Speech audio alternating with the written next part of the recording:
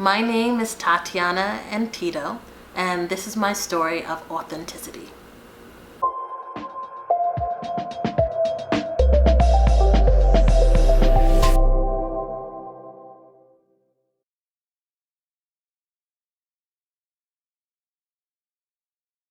Yeah, so I grew up in like North Amityville slash like Copeg type of area in Long Island. And it's like a small community. It's like, I mean, when people think of Long Island, they think it's like a lot of like white people, but in the area that I grew up in, it was like hood. So it's like, Long Island is different to different people, and to us it was like it's little, like very diverse, and you have the hood, and it was an interesting area to grow up in. It was like a melting pot. Like, yeah, it was pretty diverse. Yeah.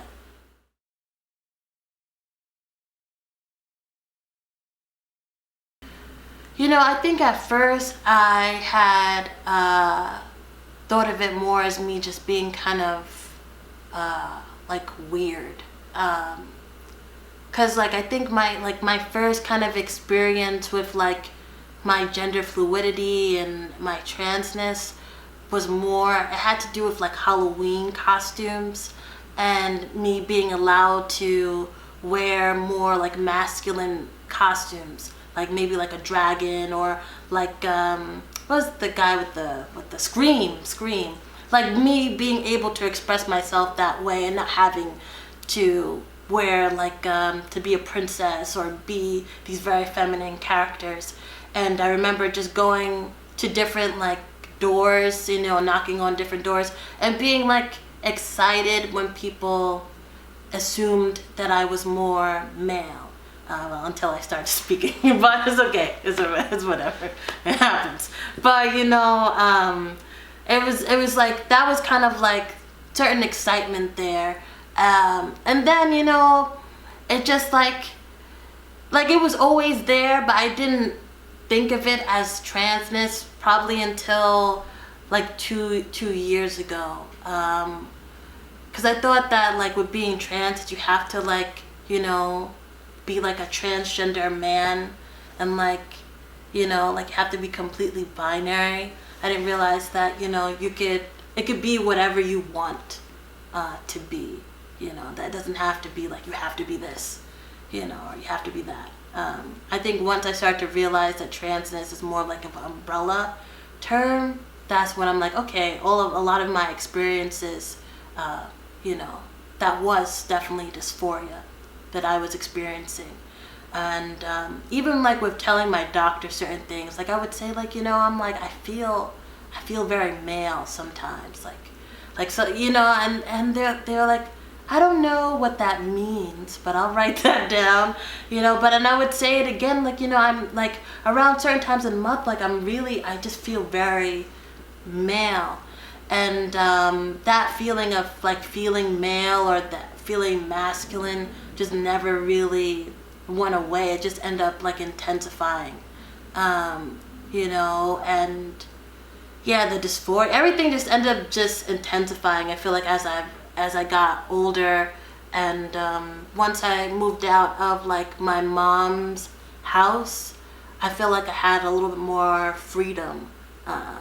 So it's just like I would try. I think definitely when I was like younger, like I'm 22 now, but when I was like younger than that, like I would really try to have people see my masculinity, but they just never really seen it. They just seen it as more of me not putting myself together well, or me not caring. That's how my family looked at it. They didn't think of it as like me looking masculine. They just thought I just didn't care about the way I looked. And I thought that was interesting, that's how they perceived a lot of my not wanting to do certain things, as me not caring. But I felt like I would definitely try to like show that that I'm not cis.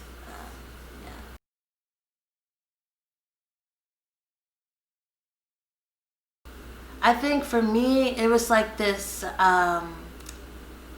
It was like I had to like go through this weird type of grieving process because I thought at first that I was like a masculine woman. That's what I thought. I was like, maybe, because I was always a very feminine person, and I still am a very feminine person, and will go through like, a lot of makeup and all these things.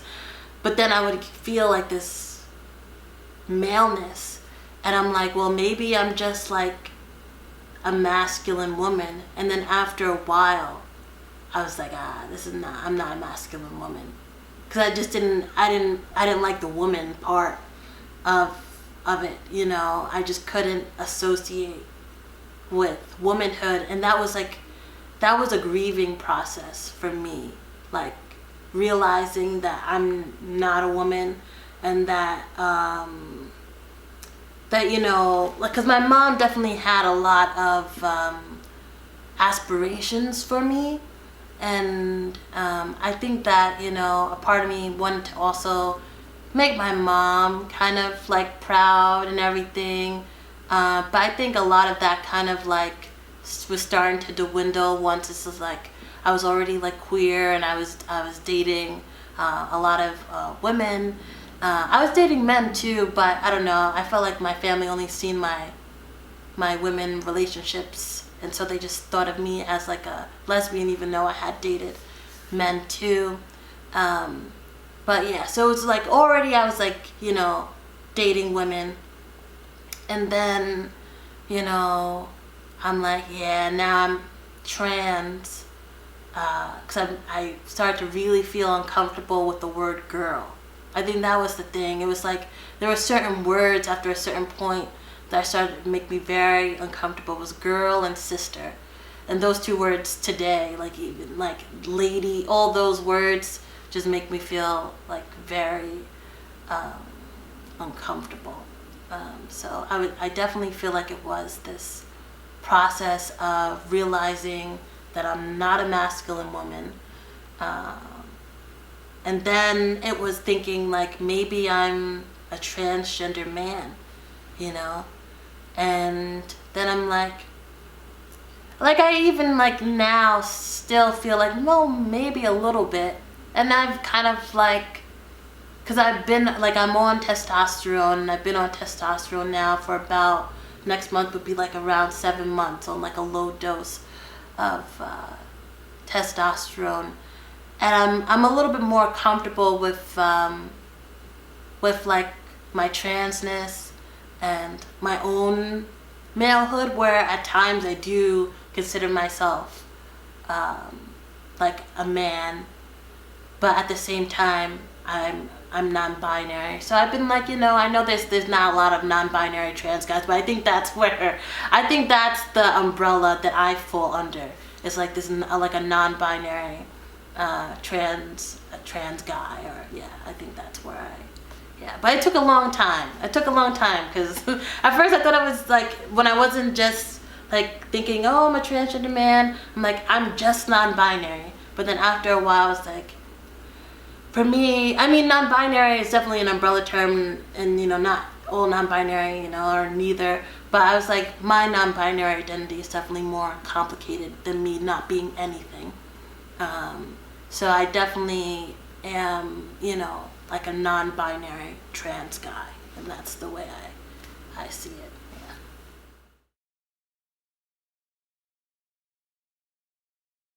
Yeah, I have a lot of different thoughts about coming out, because like I like came out like as pansexual like a couple years ago, and it was through like a writing that I did, like a little like an essay that I did for class, and it ended up being like this published thing. And like after I came out, like things changed for me, and things didn't change like in a good way, like my family looked at me differently.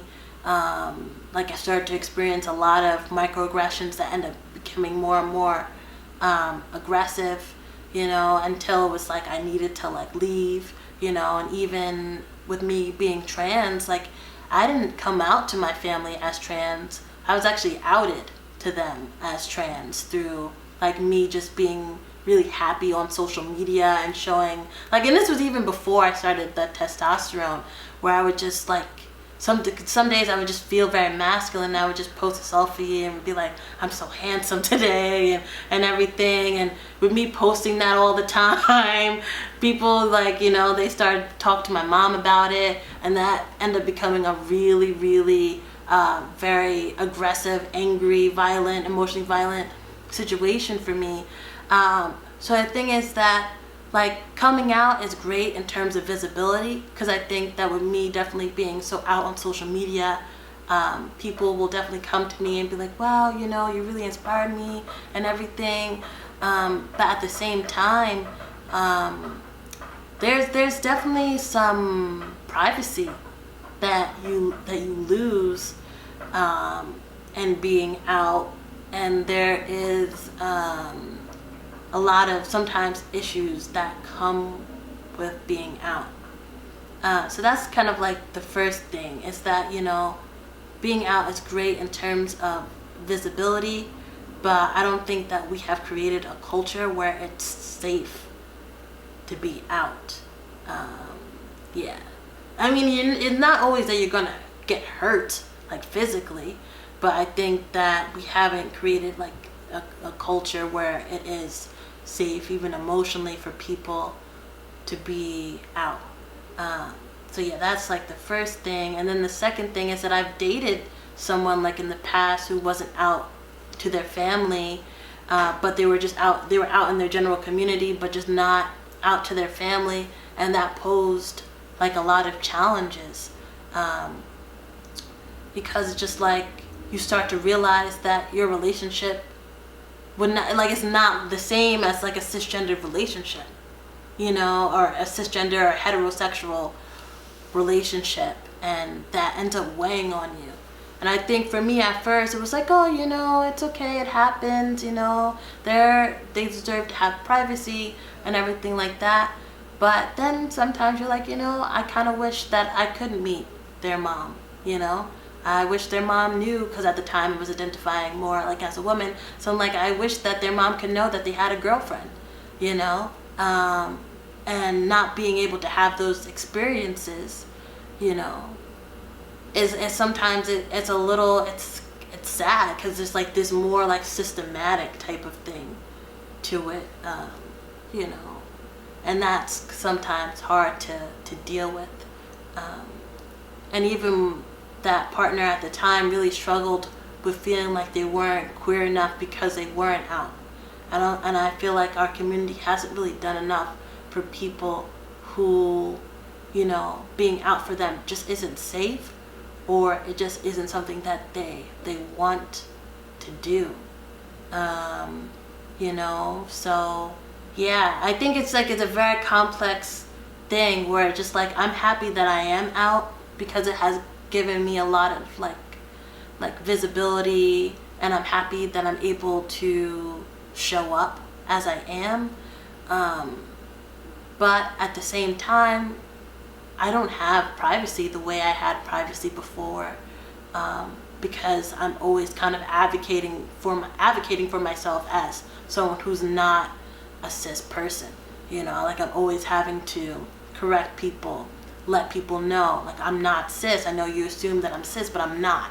And having to like shut down certain things, and having to do that all the time, and having to out myself all the time, it's draining. And I think that we need to like, I don't even think it's on the LGBT community. I think it's just like our culture in the whole needs to do like a better job at, I don't know if it's normalizing or just making it like, you know, some kids grow up straight, some kids grow up gay, some kids grow up trans, and just make it like, you know, like normal in a way, you know, so that people don't have to constantly put themselves out like that. Because that's what it ends up feeling like, that you're like, you know, well, for me at least, it made me, so sometimes it does make me feel like I don't have any sort of privacy. Yeah.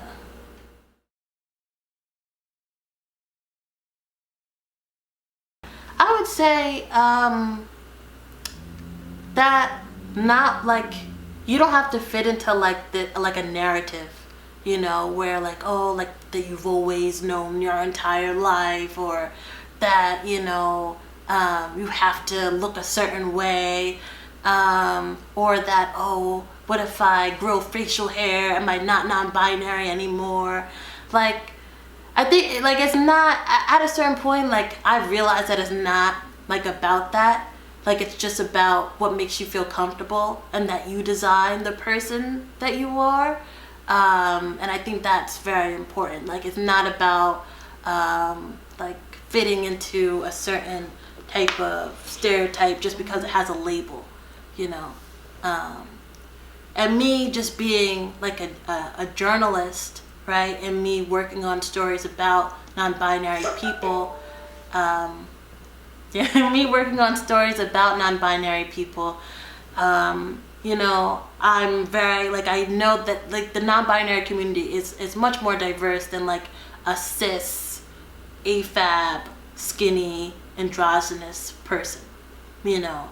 There's a bunch of types of non-binary people, and, you know, I'm just saying for you to, like, just be comfortable with the fact that you don't have to fit into, like, the label's definition, that you can create whatever label is more comfortable for you. Like, for me, where I'm like, I'm a non-binary trans guy, and I know that, like, so what? That doesn't even make any sense. What do you mean?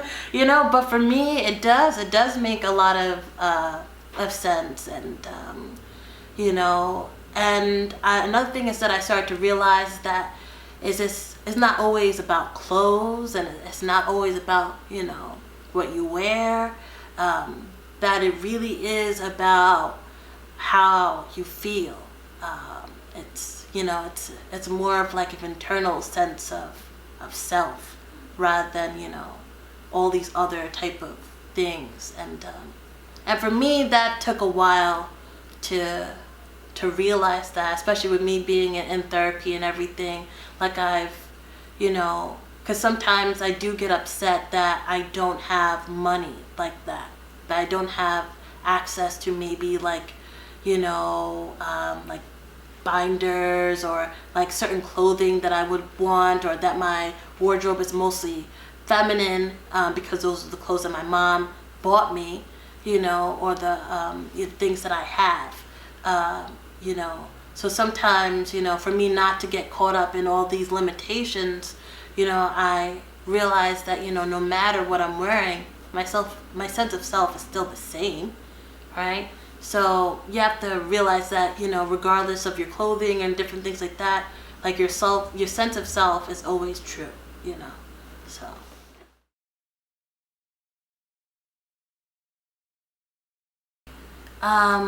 Right now, well, in my eyes, for the things that I'm experiencing right now, I think that higher education and different institutions like colleges and just higher education in general can do a better job at being inclusive of non-binary and trans people. Because I think what is happening is that, you know, for me, it's like I don't put that much pressure or that much, you know, into, like, maybe, like, if I'm at a bodega and I get misgendered. For me, that's not like a big deal as maybe, you know, an institution like a school that has power and it happening there. And I think that higher education really hasn't found like a way to include trans people, because they believe that trans people don't exist. And they believe that if a trans person is there and in a room, that they'll be able to know.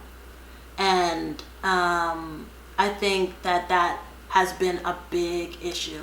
And especially for me at my graduate school, like, I've been fighting very hard. Like, I've went through a bunch of different committees. I've made a lot of different, you know, steps to try and make changes. And right now it's just about, you know, different institutions respecting trans people, and it not being like, oh, you know, yeah, you won this diversity thing for this, but you know, we're still gonna think of you as a woman, you know, type of thing. And people not realizing how, that they may have internalized transphobia. So I think higher education needs to do a much better job at including gender diverse people and not making gender diverse people an afterthought, because that is what has happened consistently. And I just think that needs to be an issue that needs to change, especially in journalism, because there's this big, it's like, journalism like is an amazing craft, and although like people don't make a lot of money in journalism, it's definitely one of those elitist type of crafts. When you say, well, I'm a journalist, there's a power in talking about journalism, and there's a power in people being able to tell certain stories. And I think a lot of times with me being at a graduate school for journalism, I don't think the school always realizes how the media or just journalists in general have played a role in a lot of transphobia that is everywhere, or different hot takes on different things, different op-eds and stuff that you see, and certain op-eds don't really deserve to be shared because it's like transphobic, right? But there's not trans people in place to be able to shut that down, or there's not real allies in place that are able to shut things like that down. So I think in journalism there needs to be a much bigger conversation about trans people, because there are trans people. It's like I don't know why people believe. I think it's because there is this big assumption that there's one way to be trans, or there's a way that trans looks, when it's not about what you look like. If you are trans and you say you're trans. Like, that's all it is, And a lot of people don't just go around saying they're trans, or go around saying they're gender diverse, or go around saying they're non-binary, because there's definitely a lot of weight to it. There's a lot of social capital that sometimes you lose when you start identifying with like a gender minority. And I think it's just about people in general, and in institutions, especially educational institutions, making sure that non-binary and trans people are represented, and that that we're just included in conversations.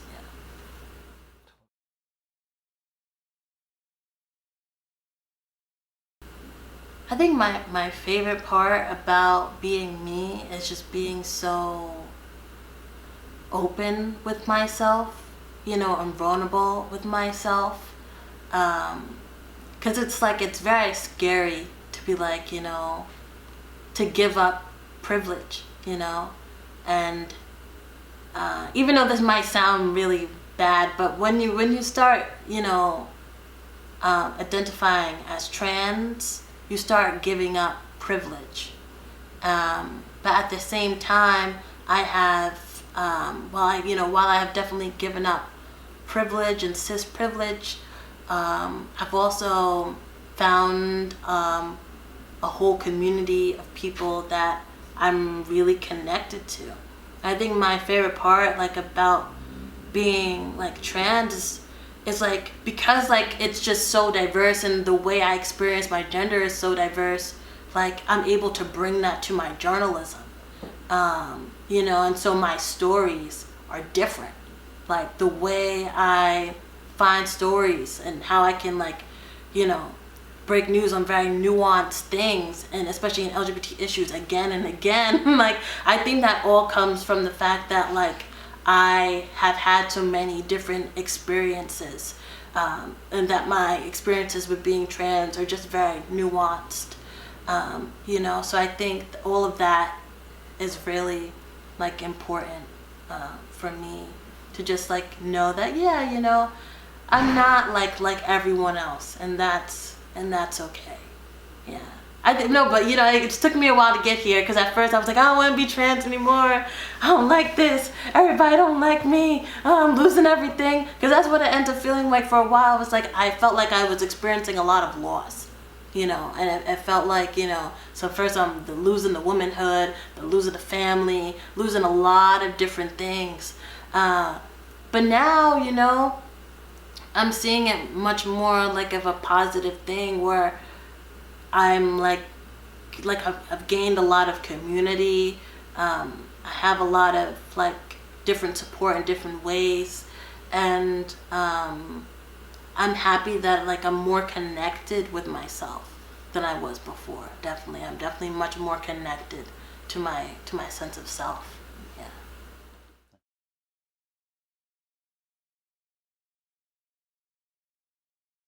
I mean, I think that this is a great project, just in general. I feel like this is a great project because I feel, you know, for me, like coming out and everything, like I found people like me through like YouTube, like non-binary trans people through like YouTube, and that allowed me to see like, okay, there's different types of ways to transition, and there's different types of ways to be you. So I think in terms of like visibility and representation, that this is gonna like go a long way. Yeah.